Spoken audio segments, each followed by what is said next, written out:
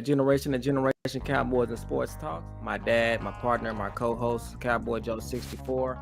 I am the father. Just to get the Cowboys 2 good games to hopefully understand that they need to go receiver and go high with this next pick. Yeah, yeah, that's really what this is gonna be about.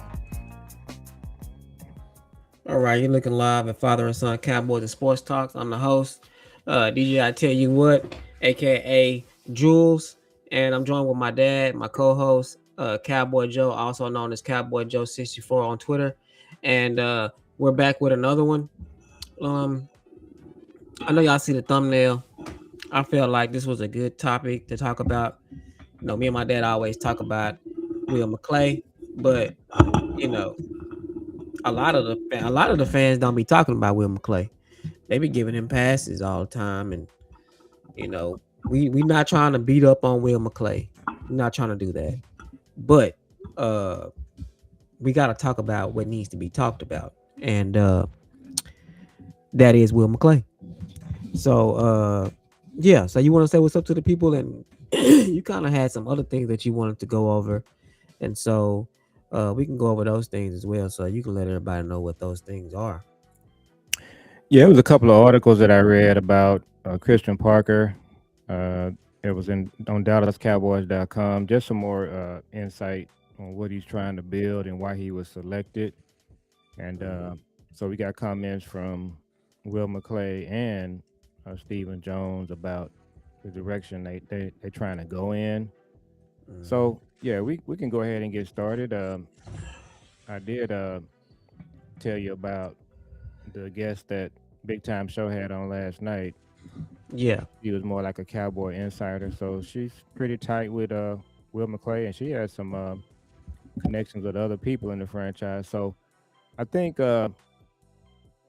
this year, this off season that's coming up, we're gonna kind of see what impact Will McClay has.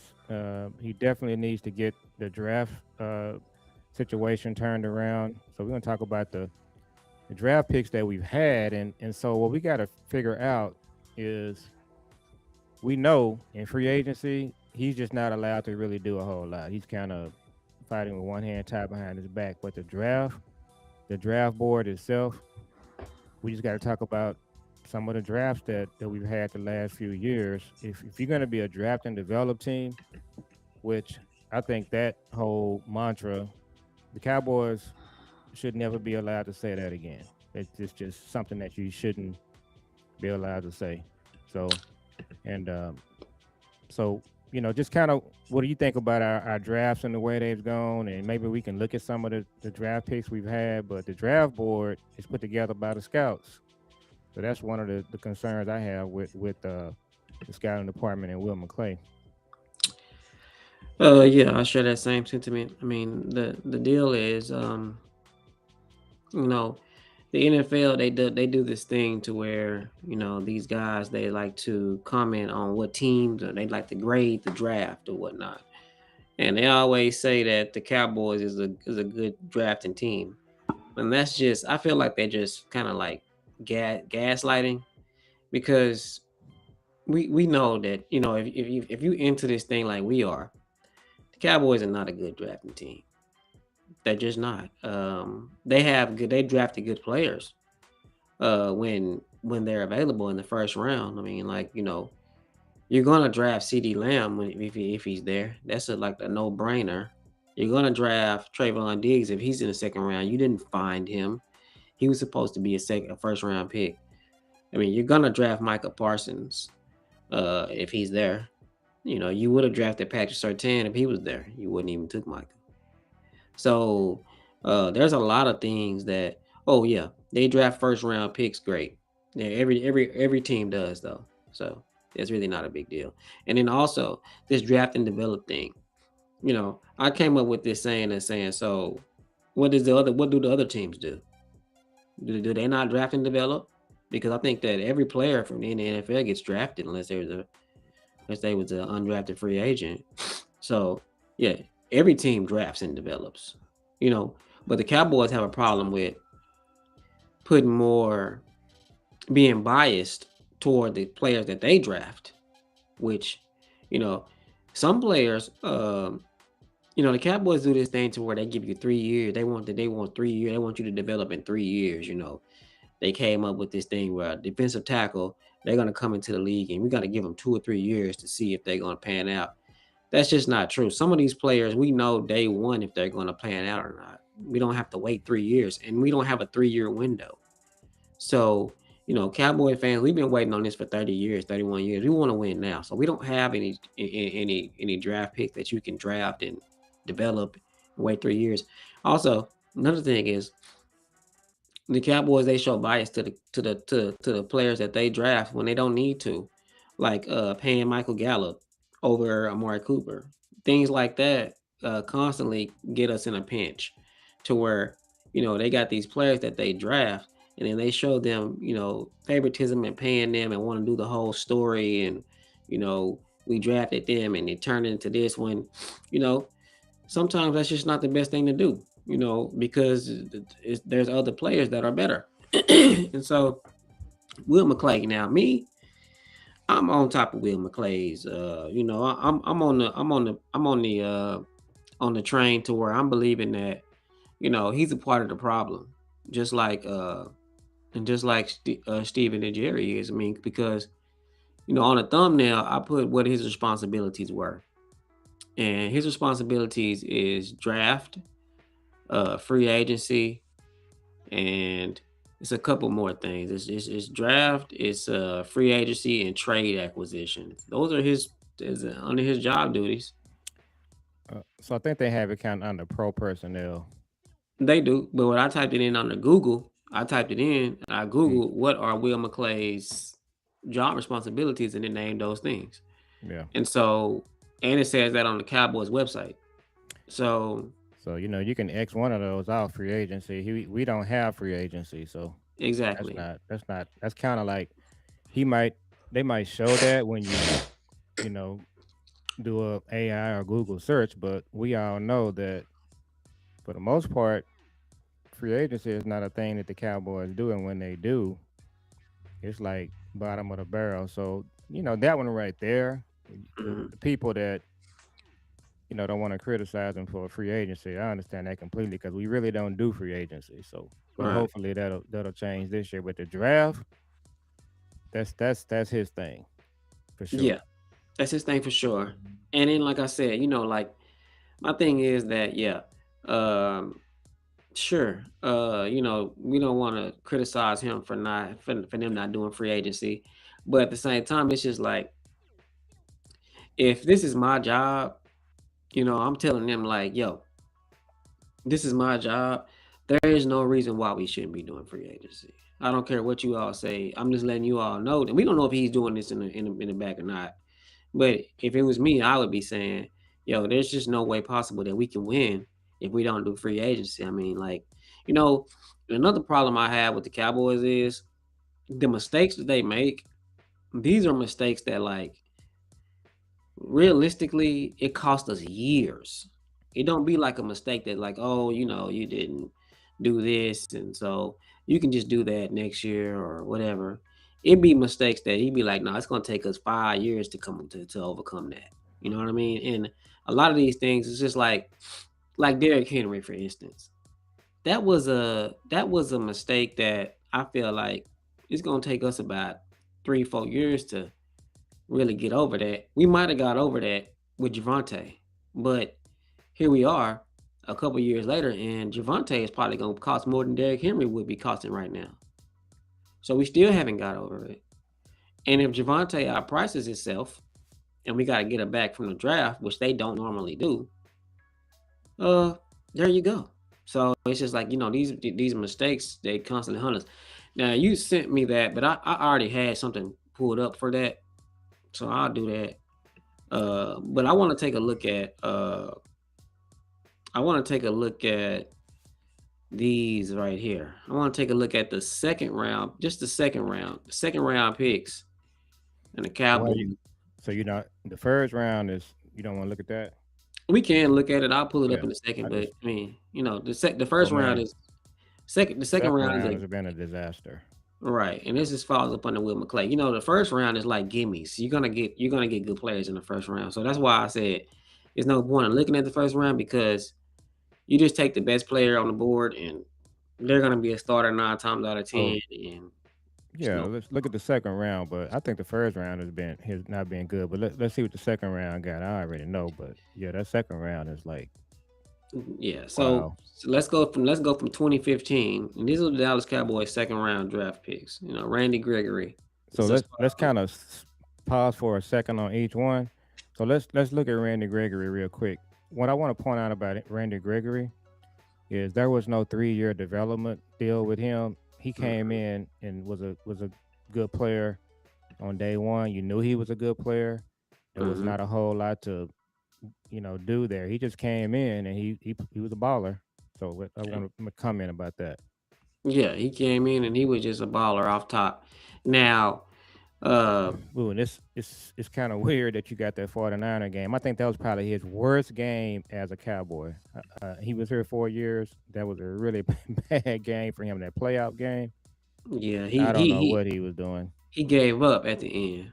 Once he Yeah. realized he wasn't gonna win that game, he just started acting out. Mm, But here's the thing with yeah. Randy Gregory too. The Cowboys, they're notorious for doing this. They drafted Randy Gregory knowing that, he has some off the field issues and that, Mm, you know, they just misjudged that. He played for us for 4 years and he probably didn't even complete the season yeah. in total. And so, if you Okay. was to ask me right now, was that a wasted pick? I would say yes, it was a wasted pick. We should have picked someone else there. Yeah. We can say that. So what's the next one? The next one is Jalen Smith. 26. That was 2015 and 2016 is Jalen Smith. Okay. Yep. That wasn't a good one. No, Yeah. that That wasn't a good the one at all. injury alone should have let them Eliminated him. know. Yeah. It's this that wasn't a good pick. And then they compounded the mistake too by giving him that contract. I remember when I was at work, I was working downtown, and I had got out of work, and they was doing the press conference with him when he signed his contract, the extension. Hmm. I just could not believe what I was hearing. So Yeah. basically, it was kind of like, I've made it. I'm good. I'm in the NFL, and they were just saying the stuff they normally say, and I was just like, this wasn't a good contract. You paid him. You gave him an extension. If he had been on the Patriots or the 49ers or the Ravens, he probably would have been. We got you in the league. You got your knee rehab, so to speak. And yeah, it's just a one contract deal, but that's not what they do. Yeah, and he shouldn't have been picked in the second round either. He should have been picked in like the fourth or the fifth. Yeah, it was a surprise pick. It was a surprise for everyone when it happened. So yep, this second round. So who the next one? Shout out to everyone that's listening. Shout out to you, true Cowboys fan, and shout out to you, Kelly Collins. It's Kelly Collins. Oh, Shout out to Kelly you. Collins is on. I Yeah. talked about her on a big time show last night. Oh yeah, she put in. You see what she put in the chat? I put it on the What screen. she say? Hey, 1911, finally able to catch you. Appreciate it. Let's see. Yeah, we were talking We about. gotta talk about. We gotta talk offline. Yeah. But yeah. So who's the next one? Let's see.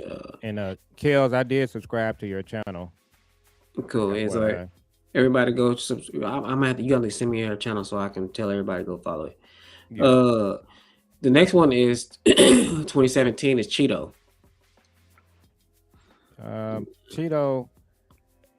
He was okay. Of the picks that we've looked at so far, he might have been the best at right at this point. He played in the league. He's still in the league.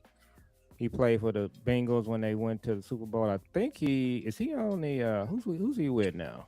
I just saw him play. I can't remember which team it is. Was it the Ravens? It might be the Ravens. Yeah, But he's number but yeah, three for the it's Ravens. not a bad pick. But again, it's uh, Cheeto. I'm gonna say this. After Cheeto left, he wasn't a bad pick. Uh, he wasn't a bad pick. I just felt like, we didn't get the best out of him. I want to say. we probably didn't use him for his talents really. Hmm. Uh, he might have been a better slot corner, or he might have been a better free safety. He was one of the Yeah, fastest players on the team. He was the fastest player on the team. So just it wasn't the worst pick, but it wasn't the best. Uh, and then you had the next year was Connor Williams. I know you don't like Connor Williams. I think it was a really bad pick. The crazy thing about this pick, I don't know if you remember this, they actually had a trade with Seattle for the second pick, and they were gonna trade for the safety from Seattle, whose name escapes me at the moment. But he was Hmm. an All Pro, went to Texas. What's his name? Now, I say this: when if they had completed the trade, he probably would have just been here for a couple of years because he kind of started having issues later. But Hmm. he was the other safety with Cam Chancellor. What's his name? It escapes me right So now. you could have traded this pick to Seattle. You would Mhm. have got the player that we're talking about. And but no, this was not a good pick. Uh, I just can't. When I watched him play, it was just amazing to me that people would see him play every week and would just be like, he's playing okay, he's playing good. And when you look Earl at what happened with Thomas. Mozzie, he was way worse. This player right here, Yeah, or he Earl was getting Thomas. Earl Thomas. We could have had Earl Thomas kind of on the back nine of his career, but it would have been a good trade. Um, Connor Williams, I mean, he was literally getting pushed into the backfield into Dak's lap just every game, every week. Just bizarre that people will watch him play and just say he was a good player. He was, traditionally, I'm a third generation Cowboy fan. You're a fourth generation Cowboy fan. When you look at our offensive line in the 90s, there's just no way he would have played on any one of those teams. The team that we had in 2007 with DeMarcus Ware and those guys, he wouldn't have started on that line. The team that we had in 2016. Now was he starting in 2016? I can't remember. I think he was What year did he get drafted? seven. No, no, he got drafted in 17, I believe. Okay, He so got drafted in 18. So yeah, he just wouldn't have been a starter on any one of those teams. no, And the Mike McCarthy teams that we had, I don't think he would have started on those teams. So now this was no, he was not a under. good pick. He was undersized. Yeah, and it's you want to say, well, he's a player that can come in like TJ Bass and Hoffman. I don't think he's good as TJ Bass or Hoffman. He never was. So Nah, this was not a good pick. So who's next? Kelly said she's a second generation fan. Okay, well, yeah, we are in alignment. So we Yes, we definitely want know to talk to Kels. Enjoyed your segment last night on Big Time Show, for and sure. it's pretty interesting. So we have family in the DMV too, Hmm. in Baltimore. Hey, do Okay. you remember what city cousin Pam actually lives in? Name of it? No, I don't know, but I know that it's right there on the border. Yeah, it's she's Well, pretty much in DC, but it's Maryland. yeah, one step you're on one side of the street, you're on this, and then the other side of the street, you're Yeah, on that. I gotta look So up her address. yeah, So who's Olivia next? Tristan Hill, Tristan Hill. 2019.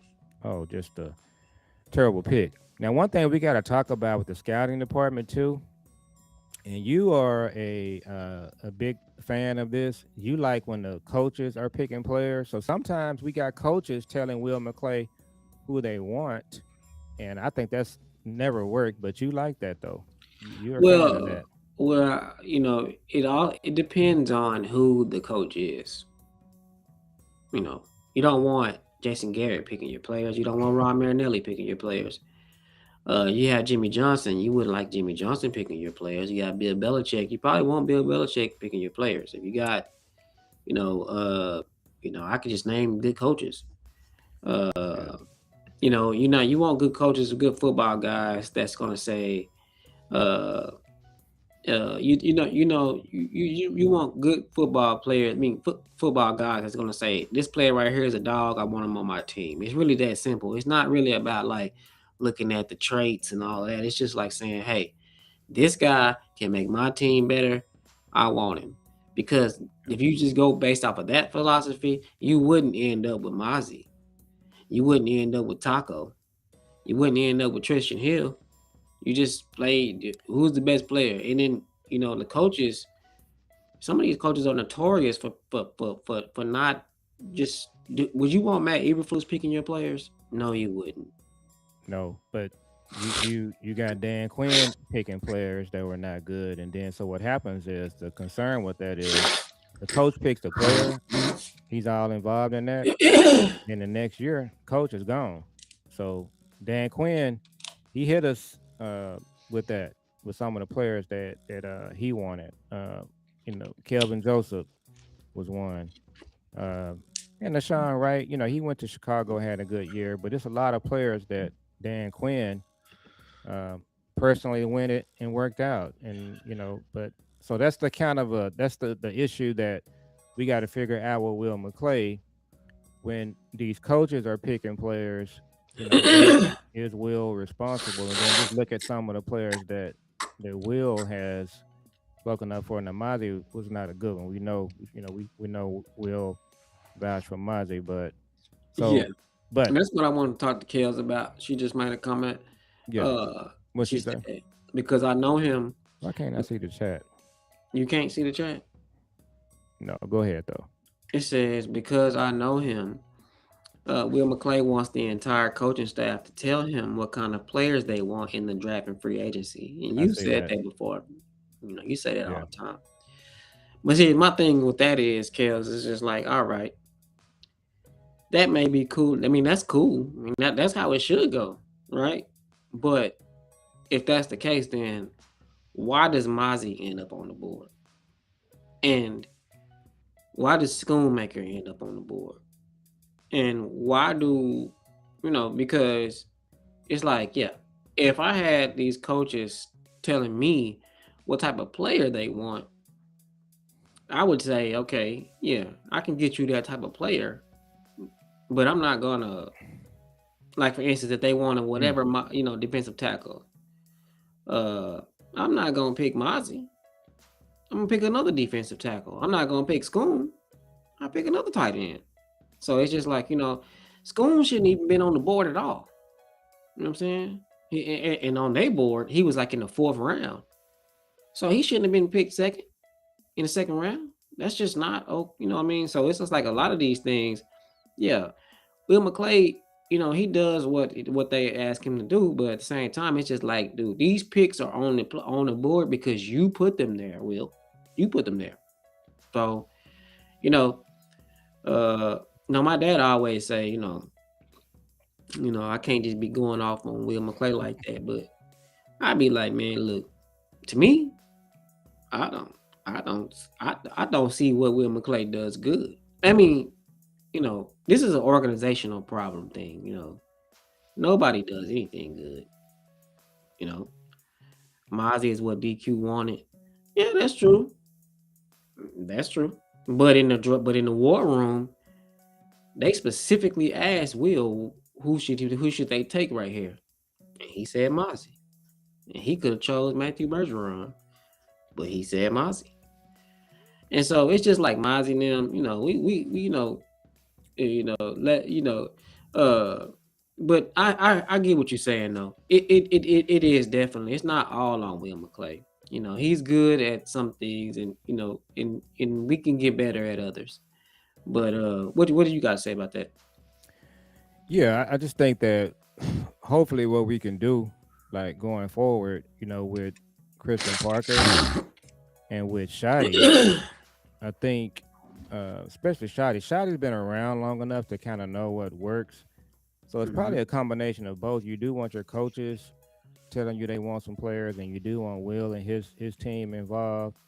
So they just got to figure it out. I think that over the years they just haven't been on the same page, and it's kind of been all over the map, to be honest. And that's kind of what has led to some of these picks. I think that year they took Schoon. And Kels might be able to comment on this.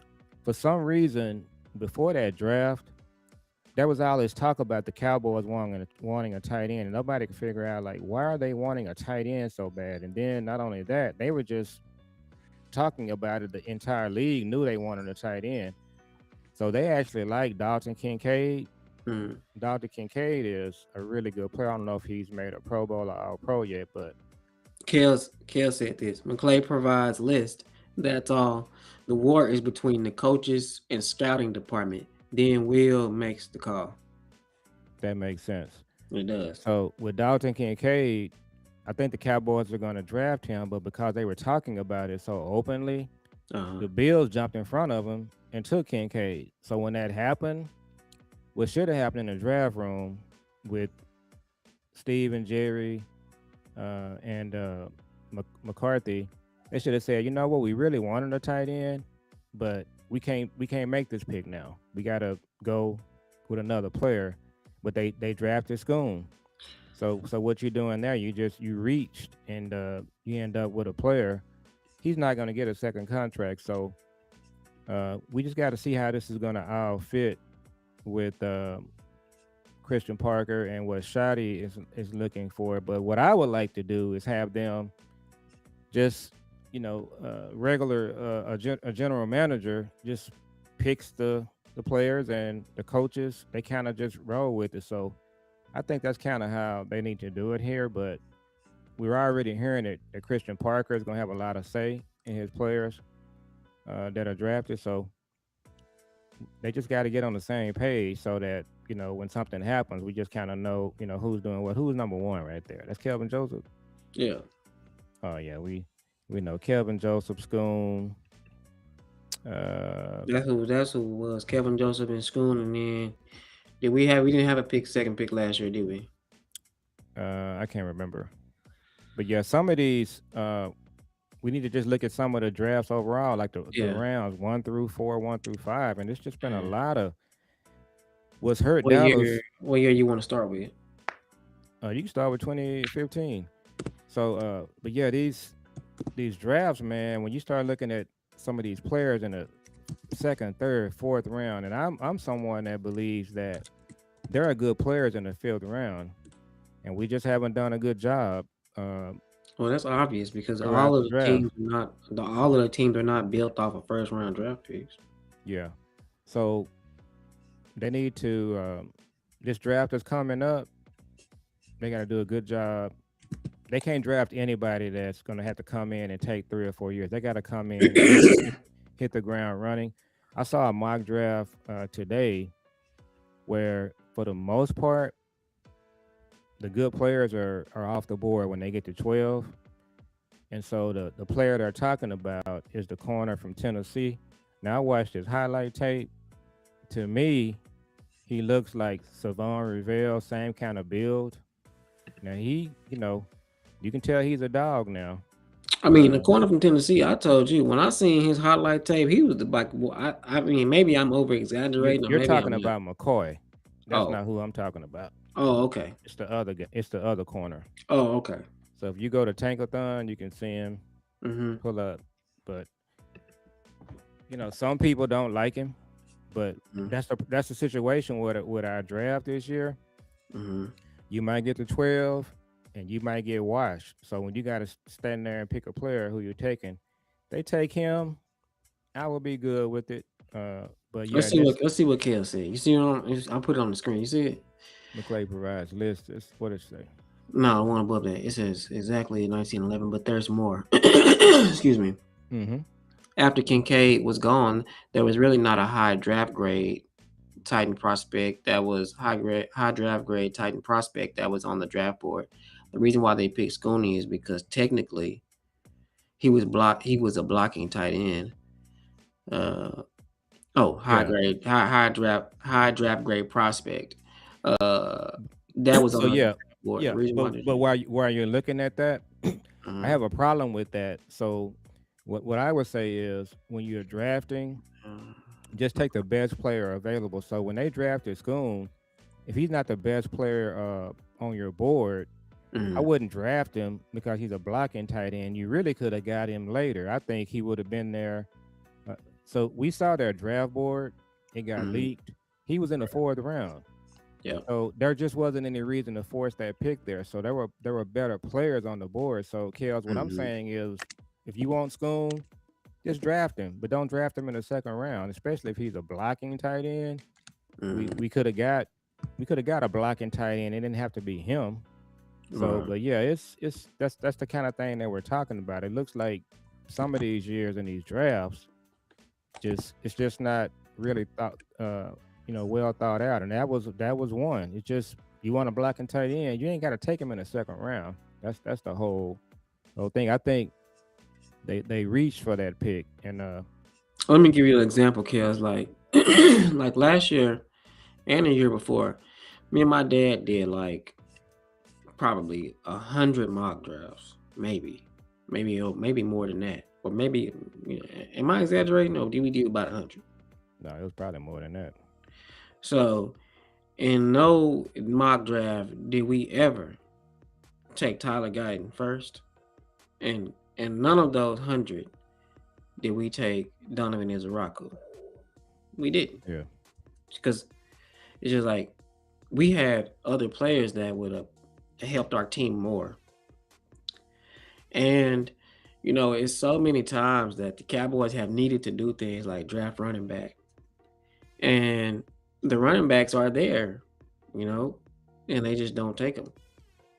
So it's yeah. just like, not only that, but it's things like I would hope that like Will McClay would be like, for instance, that year with the uh what's his name? Derrick Henry. Scroll.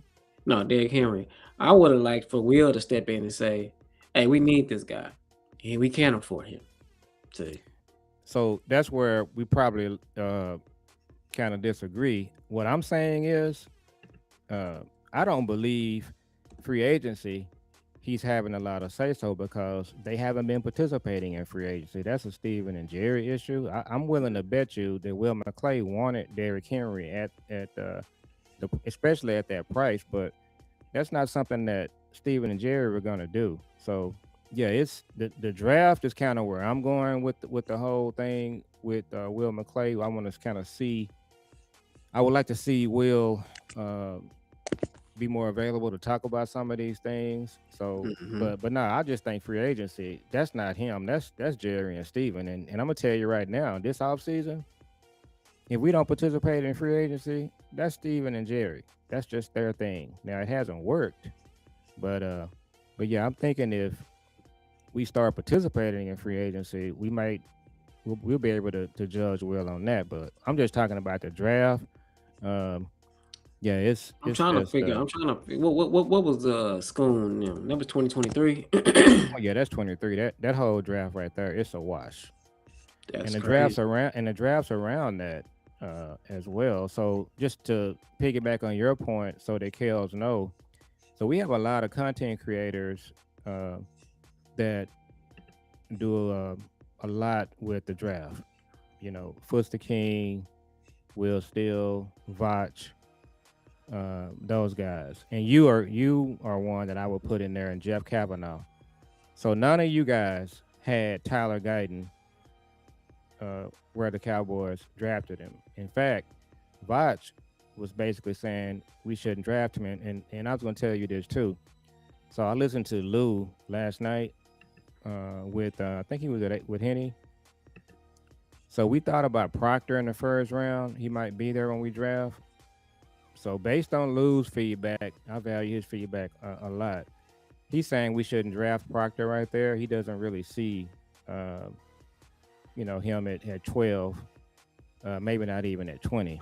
So that's the whole thing, Kel, that we're saying. It's guys that are in the content creating space. They have really um, they've done a really good job over the years. And so when we look at these drafts, some of the things that we're doing, if we had just simply followed the content creators, we would have had a better draft. So that's what we're saying. Yeah, and Uh, it's like looking at this. Look at this one. Okay, it's like this one right here. Now we don't never know who gonna hit on what in the draft. We don't know. what It's year is this? 23.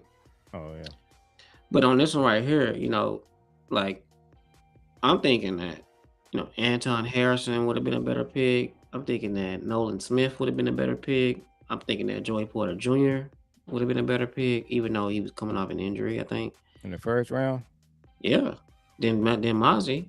And I know Yeah, for a fact Sam Laporta and Michael Meyer would have been a better pick. And Steve Avila. If they wanted a yeah. tight end that bad, they should have picked Sam Laporta right there. Well, yeah, that's so the 23 draft, just so we can go and revisit that. Season 25, Will McClay.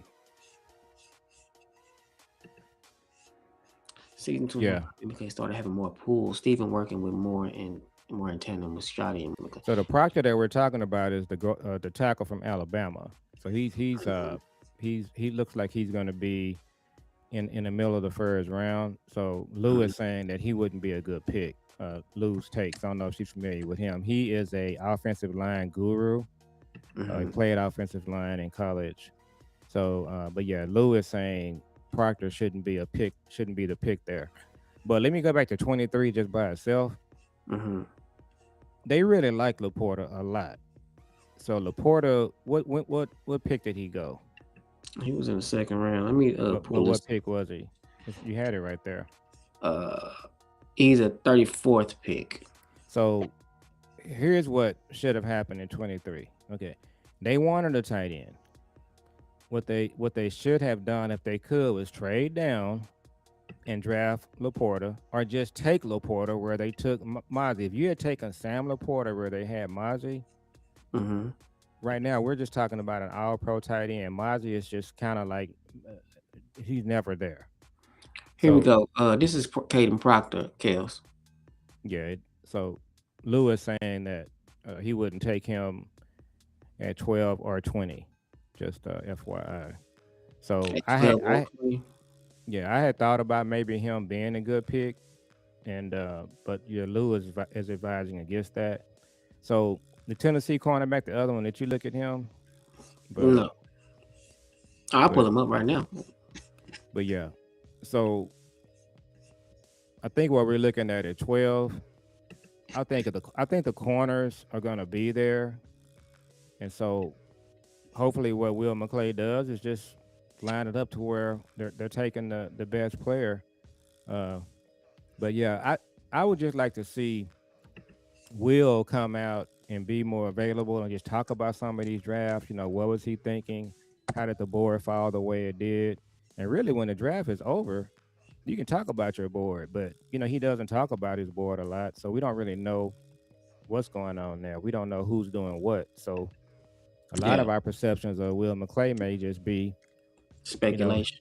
he just needs to do more interviews so we can understand what's going on. Now somebody like Kels is giving us the inside Hmm. look at what's happening there, so Yeah, that all matters. But yeah, I just think Kels, we got 30 years here, we haven't had success, and I just think the draft is a big part of it. Free agency, it's just a wash. We're not doing anything in free and agency. see, I'm gonna be honest. Kels kind of made me back off of him a little bit. Just hearing our side of things kind of made me just pump the brakes on Will McClay. That's how I've been though. I've been like sometimes I'll be like, you know what, Will McClay isn't doing anything bad, but then sometimes I'll be like, you know what, we this some ain't right. That's the But then corner. What's his name? Colton Hood. Yeah. But Oh, they need to give Will McClay, if what's going on is what we think it is, they need to give him, if the war is between the coaches and the scouting department, then they need to give Will McClay more say so they can be more definitive on who, on because the coaches, if the scouting department is doing their job, then they should be picking the players because they're the one that's scouting the players. So they're the ones that should be making the decision. There shouldn't be a war between. so yeah, and that's why I want to look at some of these drafts in detail, because look at players like Josh Ball. Uh, it's been players like that, Matt Walesko. It's been some players that have been taken in some of the later rounds, and you're just like, what were they looking at when they drafted this player? That's why I wanted to go through like some of the drafts in detail. We can. But yeah, it's just some of these players that we've drafted. You're just looking at the draft and just saying like what was the thinking here? Like how was this player drafted? Especially where we took him. Kelly And said that. Kel said that. I love him, Proctor. He was Booker's running mate. He's very proficient as a pass blocker. Mm. I'm about to say because from that highlight, highlights are highlights, but from that highlight, he looked like he was dominating. But highlights are highlights. But So I would like to see what Kelly thinks about Hood from Tennessee. I would be good if we took him at 12 because when you get to 12, that may be all that's left. And so one of the things I want to talk about too with this draft, when we go into draft season, we have a mhm, lot of content creators and a lot of fans. They just talk about, well, let's trade down. The Cowboys trade down. What you got to remember is that you can't just say you're trading down. You got to have somebody to trade down with. That's not the decision that you make. So what I want to do with our mock drafts this year, I want to just stay at 12. If you want to trade down from 20, we can do some of that, but we need to just be more realistic because this idea that we can just trade down, you got to have somebody to trade down with, and that's not a decision that you can make. mhm. So what's going to happen if you have to stay there at 12 and pick a player? So this player we're looking at right here, he might be Colton your Hood. pick. He might be your pick. I'm so Now hood. we looking at highlight film. We know how that goes, but he looks like a player. He kind of looks Yes, like Savon Revell, he but does. So this is my thing, to Kels. I want to know this. Two things, because Kels put on here. More than likely we're going secondary with the 12th and 20th pick and the 20th mm, pick. She said CP wants hybrids. So when you look at cornerbacks, he wants a player to play both man, press, and zone. yeah, And for the safeties, he wants a hybrid two high shell that plays both free and strong. So that'll be like cover six. So my question is, Kels, is it going to be like a 3-4 base? That's number one. And then my second question is more in this conversation. What about Donovan Wilson? Does he fit that? Does he fit that scheme? I think Donovan Wilson is a free agent. I know, but Yeah, being no, that him and Christian Parker have ties, is there something like are they going to entertain bringing him back? she might know more about that, but I'm thinking that they're not going to bring him back. We'll have to Because see, but him and Christian Parker, they know each other. yeah, I'm not sure that he's going to fit. He fits what he's trying to do, but yeah, that's a good question for her maybe. But Um, yeah, I think this draft, Ted McMillan, you know how we talked about him all throughout the going up to the draft. That mhm. player this year is Caleb Downs. So Caleb Downs is this year as Ted. I don't think Caleb Downs is going to be there at 12. Uh, I looked at a mock draft yesterday. He made it all the way to 11. Now, if that happens, you got to look at, do you want to trade up in front of somebody to take him? You probably should. No, He's that kind of This player. is what Kel said. This is good. This is good info right here. She said, "I'm okay with trading down because it's the first time in years where we've had both draft capital and trade equity. That 12th pick is our BPA. The 20th pick, no, that 12th pick is our BPA.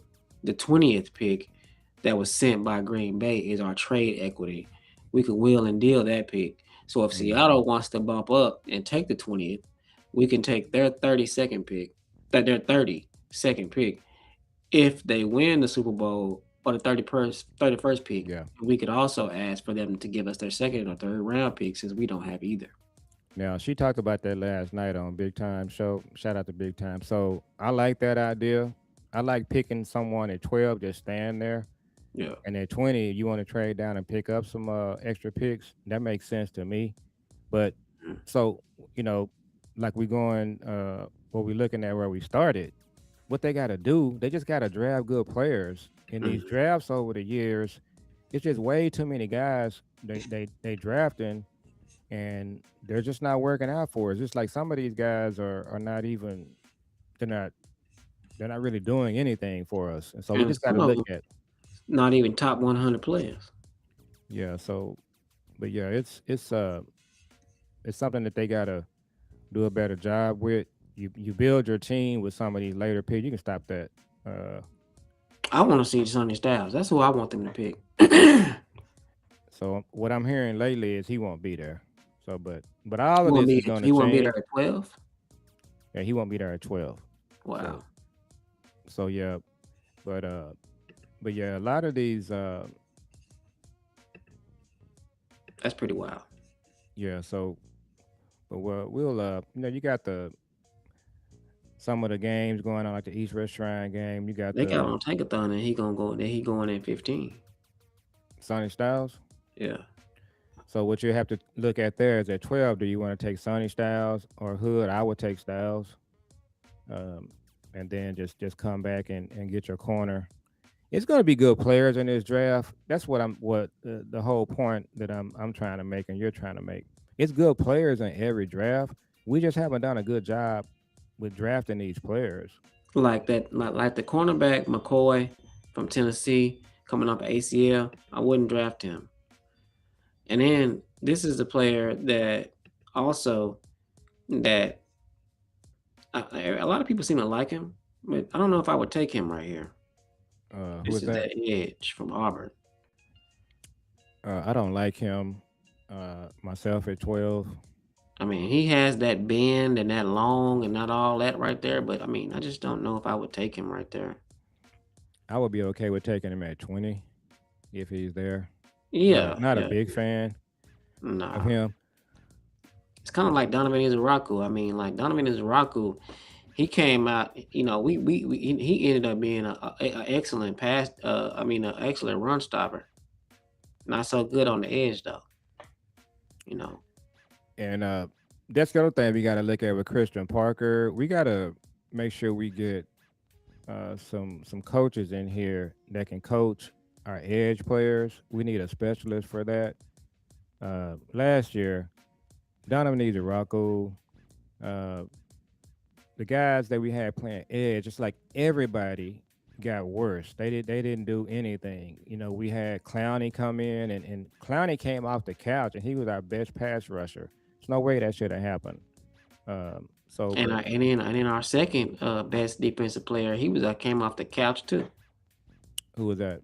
I'm forgetting his name. It just escapes me. Remember, he wasn't in training camp though. Uh, Oh, you talking about Houston? No, Houston was yeah, in training camp. no, But yeah, he yeah, was. they need to, and I like some of the guys they're looking at to come in and interview for the positions.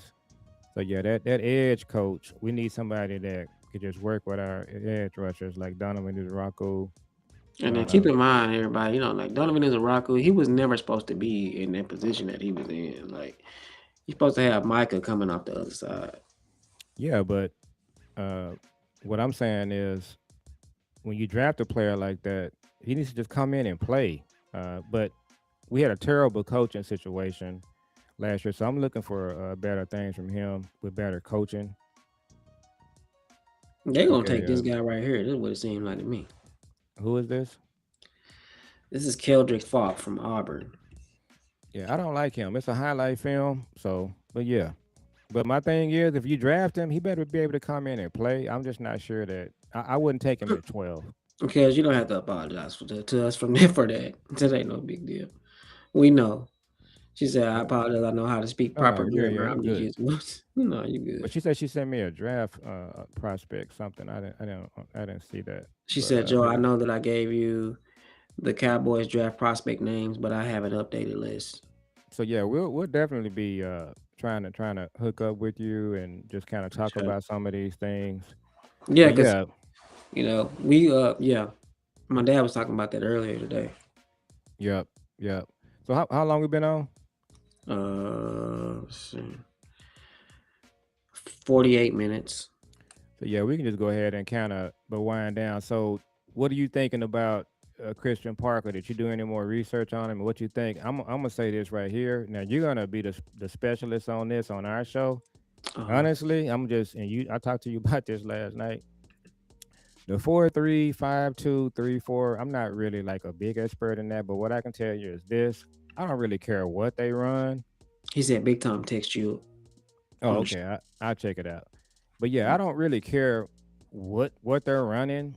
All I want to know is, are your defensive players coming downhill making plays at the line of scrimmage, or you gonna have a pass rush? If you just in a ball game and you just not putting no pressure on the quarterback, is Christian Parker gonna come in the second half and just say, "Here's what we finna do to get some pressure," and then your secondary, everybody and the linebackers. Sorry about that. The linebackers they have to be linebackers coming down here like Fred Roberts, Roquan Smith, um, Bobby Wagner and his back in his day. You can't have linebackers that's just on their heels the whole game, and then your secondary, your corners, your safeties, are they in the vicinity when the pass is thrown? Are they getting their hands on the football when it's up in the air? So other Yeah. than that, I don't really care what you're running. But that's not what we saw last year. We saw the opposite. Every game we was on our heels. Corners 10, 12 yards off the receiver, backing up. That's just pathetic football. So do you feel confident we're not gonna see that? Yeah, no, I don't think we're gonna see that. Kel says CP wants 3 tech slash 5 tech D ends. I like that. And she said we keep 20. She likes Falk from Auburn, Height from Texas Tech. I like Height from Texas Tech. Jakas from Illinois, and Parker Clemson. Now, this is what I'm gonna say about what you just said. Christian Parker, he's a like I said, all of the benefits that we like from having a young guy is what he's gonna bring to the table. Uh, there is gonna like you said, is this guy gonna come in and say, if we're not getting no pressure on the quarterback, so here's what we're gonna do. That's what he's gonna do, I believe. That's what I believe he's gonna do. He's gonna be like, okay, you know, it's just like, That millennials, adjustment, that halftime adjustment that we never saw this year. right? And like millennials, like myself, I feel like we are some of the greatest problem solvers Hmm. on the planet. You know, that's what we do. We solve problems. That's what I do at my job. I solve problems. I'm really good at that. I'm really good at critical thinking and problem solving. If there's a problem, no matter what the problem is, I can fix it, or I can give a good try at fixing it. And so that's what I feel like Christian Parker is going to be good at. I feel like he's going to be a good problem solver. He doesn't necessarily have to be an innovator because he's running like Vic Fangio's defense. So it's kind of like he's going to have his own nuances to it. Like if this was my defense, this is how I would run things. But um, as far as the principles of it, it's like a Vic Fangio style defense, and we know Vic Fangio rushes the passer a lot.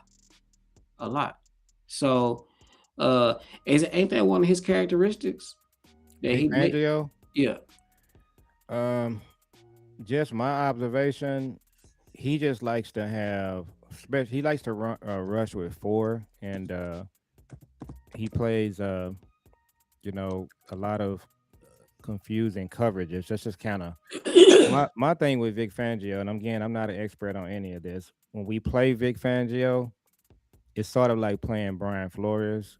He got guys coming from all over the field. Your coverages are confusing, so that's what he does best. He has very uh, hard defenses to solve. You don't have much time to do it. right. And So another I thing would is, I would say this: if you're talking about people that's bringing a lot of pressure, to mhm, me, that's more like Jim Schwartz, that's Zimmer, that was Dan Quinn. So yeah, I like that. Fangio, I agree. I agree with two things you said. I think he is going to be innovative, Christian Parker. Yeah, I think he is going to be a problem solver. He's so your generation, you guys don't just sit around just trying to waiting for things to kind of develop. Y'all want to get it resolved pretty quick. Uh, my generation, we just want results. We don't really care about the the all of the stuff that goes into what you're doing. Me, I just want a pass rush. I want my corners defending the passes. I want results. So that's kind of what the generational gap is there. yeah. But We but like you're to right. work smarter, not harder, too. Yeah. But you're right. I can just tell just some of the interviews and clips I've seen with Christian Parker. Hmm.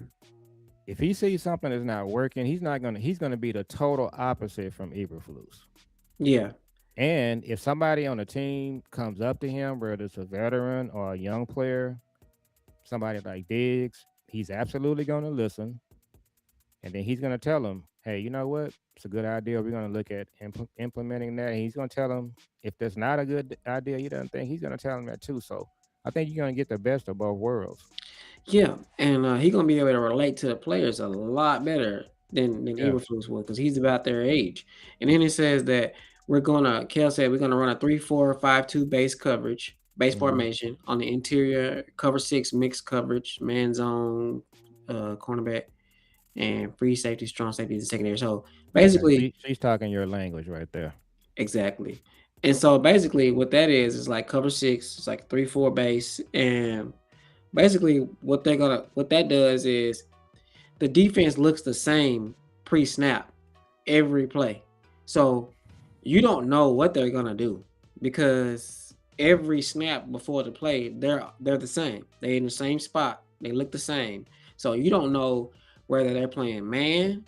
You don't know whether they're playing zone. And so what that does to the quarterback is the quarterback can't make reads before the play. Mm-hmm.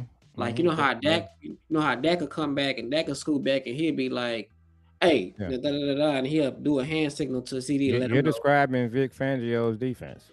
Right. And so Going that's back to what that his Denver defense. game, we played them a few years back. We played Denver at home.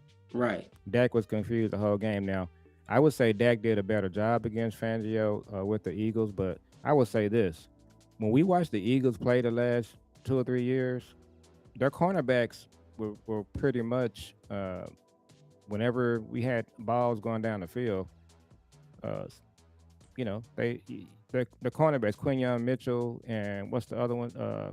Cooper DeJean. Yeah. They're playing tight coverage. They're in the play. The They're getting that. only problem I have with that is like I keep telling y'all, a lot of these quarterback, a lot of these, uh, a lot of these. The only reason why we know that the Cowboys are playing zone and not man is because we were so bad. Mm, Because all these teams play zone way more than they play man because you have to. Because just think about it. Just think mm, about if every cornerback in the NFL played man coverage against yeah, CD Lamb and George Pickens. They're not going to win many battles. They're going to be getting CD Lamb going up against any man coverage. He's going to beat that. It's just about every time. And George Pickens is too. So you have to have a zone coverage when you playing these guys. You have to have too high. You got to have yeah, a safety to help because if you don't, they gonna get beat every time. Just like when we played Philadelphia. CD Lamb was dropping passes, but he was open. You know what I'm saying? They were playing tight coverage, but it's really nothing you can do. You know what I'm yeah. saying? So, so my pushback to that is, I would say this: you can play zone just if it's Vic Fangio's scheme or Brian Flores' scheme. And there's some other teams that play zone. My thing is this: what you can't do, whatever defense you're playing, I don't care what it is, you can't have corners 10 to 12 yards off the receiver, no matter what kind of zone they're playing. You can't have safeties that they're just really not even involved. When we with the Eberflus scheme, I've seen this with Marinelli's scheme too. You're basically playing with 10 players. The safeties are 9 players in some situations. The safeties are just not even involved in the game. And so, yeah, play zone. You want to play zone, that's fine.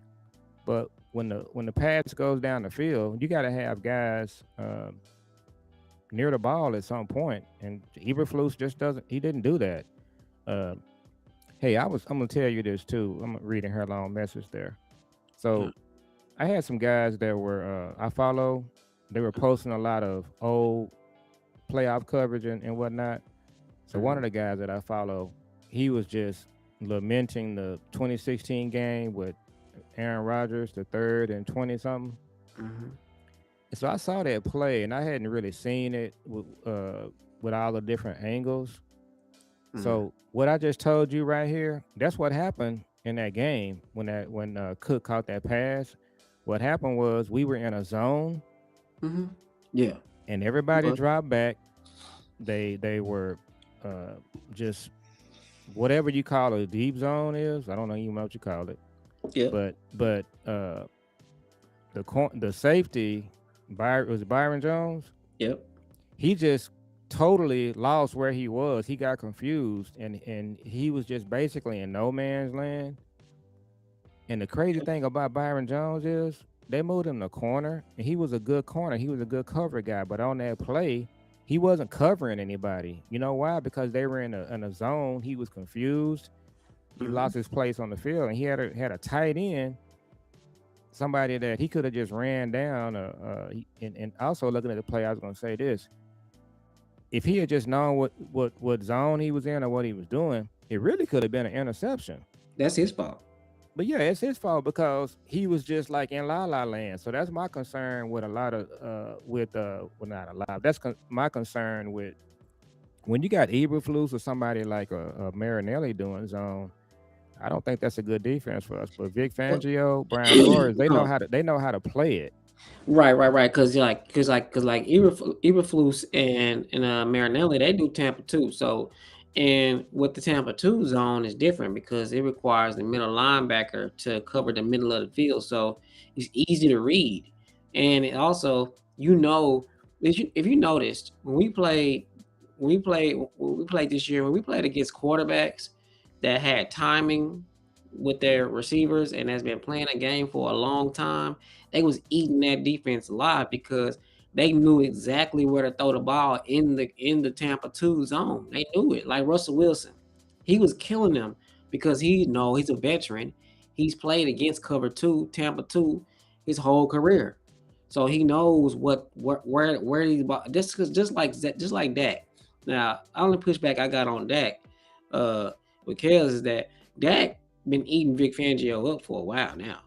You know what I'm saying? Because Dak just understands Vic Fangio's defense. He just understands. That's the only way you can put it. Because he has been he's been tearing them up lately. When he played him up in that first game, in the second game Yeah. he tore him up.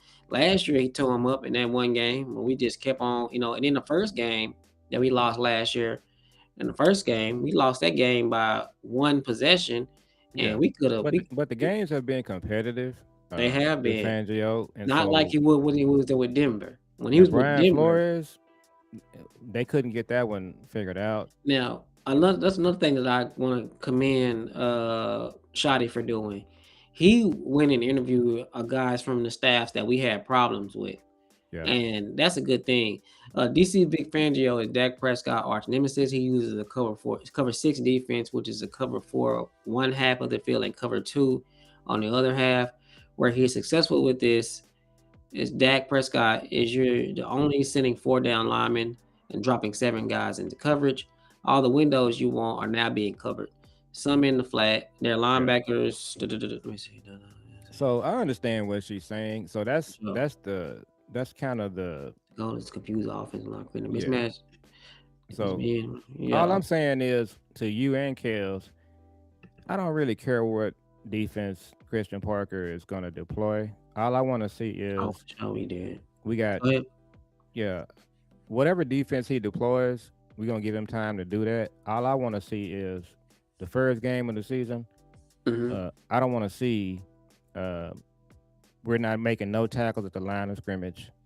Our linebackers are just running in la la land. Our corners and safeties, guys just running wide open. So whatever that is, whatever he's got for that, I'm gonna be good with it. And If I before we if I wrap, yeah I'm gonna say this too. Uh, this ain't all on Christian Parker. We have to, like I said last night, you can have the best coach in the world, but if you don't have good players, then nothing's gonna happen. If you got good players and you don't have a good coach, it's not gonna work out. So you got to have good players, you got to have a good GM, you got to have good coaches, you got to have all this stuff. So and that's our problem. that's our problem. And so we need Shotty and the Joneses and Will McClay to do their end too by getting us some good players. You got to do good in free agency. You got to do good in the draft. You got to do good in the coaching department. You got to do good in the playing department. So you can't just So let's just say the four things that you mentioned there for the last 30 years, we've been the worst team in the league at 2 of those. One of those is the coaches that we've hired. We one of the worst franchises in the last 30 years. I can prove it. We just haven't hired good coaches. Nope. And then the other one is free agency. For the last 30 years, we go on vacation during free agency. we can tell you who the top free agents are that they've signed in the last 30 years. Is that quarterback Brandon Carr, right? And then it was George Pickens. Yeah, so they don't. So two of those things, they just basically just they don't even get in the batter's box. So that's what I they mean, got to they change. actually a couple years ago, they actually went in free agency and did not spend a single dime until the last week, and they got like Yeah, $5 million worth of player like and Kendricks. Like, this is like yeah, absolutely crazy. yeah. They've done that the last 30 years. So what we need to do going forward, we need to figure out who's doing what the plan is. They need to have, and I'm gonna talk about this on one of our upcoming shows. Let's just take New England and Seattle. They Baltimore huh? and Baltimore. The Ravens. Yeah, they're a Well, good yeah, drafting team. but I'm just saying these two teams in the Super Bowl. That's what I'm talking Mm, about. okay. So New England and Seattle. Hmm. The Cowboys should have somebody in the office right now doing a study on what the Patriots and the Seahawks done, and then just put that report on Jerry's desk, and then that report should get to Will McClay, Steven, whoever is making the decisions. Just look at what New England and Seattle did. My problem with them, I don't think they do that. They Hmm. just basically say, we know what we're doing, we've got our process, and this is what we're gonna do. We're not really concerned about what Seattle how they did it or New Oh, England how they did it. Kels is on our side of the argument. She Mm. said, "Let's be real and call it what it is. The Cowboys have not been appealing to coaches and free agency players." Oh well, no, definitely not. And that's the argument that you and your uncle Eric are making. You guys are making the argument that good coaches don't want to come here, like They Ben don't. Johnson. Mm-mm. Um, and I someone was talking about this on the show yesterday. Again, how did she go 30 years and not hire Sean Payton? Well, one of the reasons that Sean Payton did never come here or was not asked to come here is he wants to get paid. So they're not doing that. So Right. yeah, but That's why I keep that's saying, in order for them to win, they're going to have to spend money. yeah, and they They're going haven't to done have it. to. No, they haven't done it. And They're that's going to one have of the to. issues with Will McClay. Will McClay, in some of these scenarios that we're talking about, he's really not even being allowed to participate. So Mm, yeah, you know? but the one area that he has, we believe, uh, you know, And the then it's biggest just like, input on is the draft, and our drafts they just haven't been good. you got Will McClay doing general manager things, and you're not even paying him a general manager salary. Yeah, so that's the thing they need to fix. All of these things we're talking about, the draft, free agency, the coaches, those are things that you can actually to just really control a little bit better. And And also, those are things that you have to pay for. yeah, you got to pay for. And they You don't got like to doing that.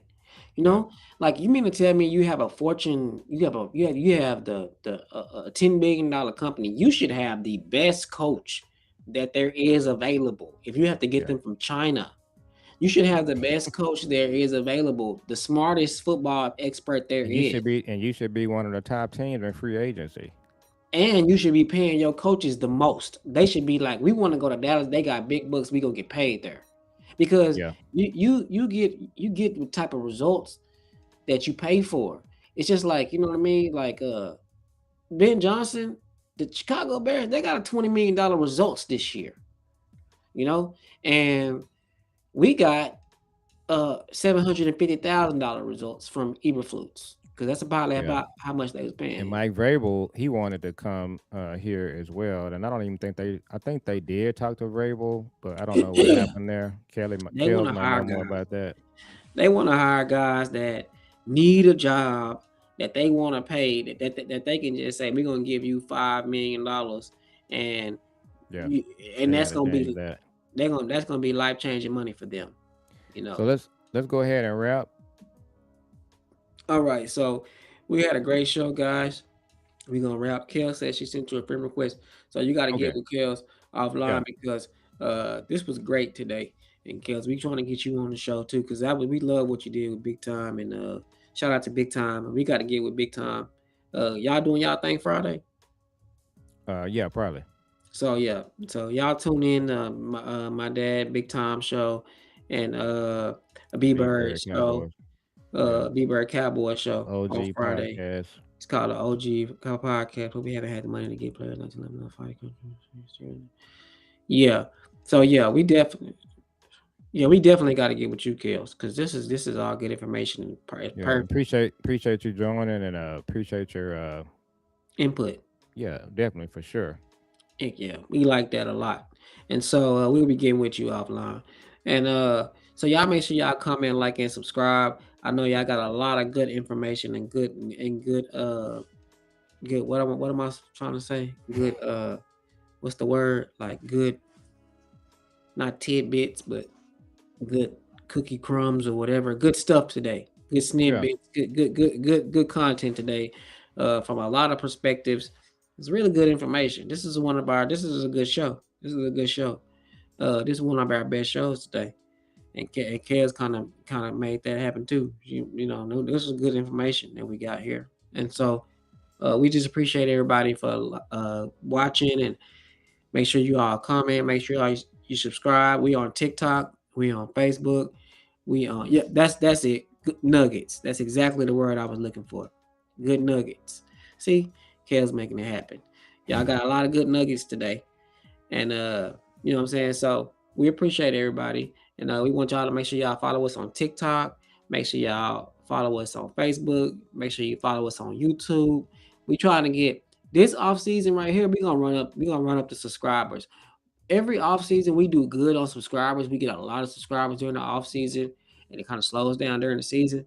So this off season right now, we're gonna take advantage of it. We got a lot of good things coming forward. We're gonna do a major shift in a couple months. And things gonna start looking a little different. So we want to get our followers up as much as possible. So Kels, whoever you got, make sure you let them know to follow, and so we can keep this train going.